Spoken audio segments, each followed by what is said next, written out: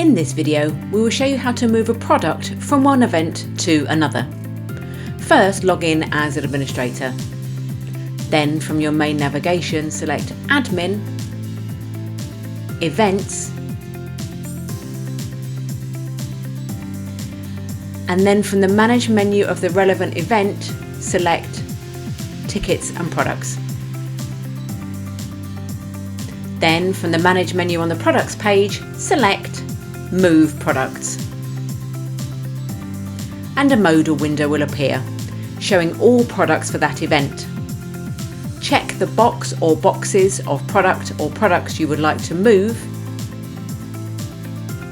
and then select the required event from the drop-down list shown. Then click on the Move button. You will then be taken to the event that you have chosen to move the product to, where you can see the product is now listed, and you can see that the product is no longer listed in the previous event.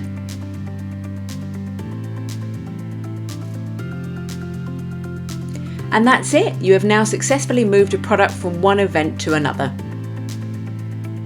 Head to our other tutorials and FAQs for any further guidance you require, from setting up events to adding classes. Thanks for watching.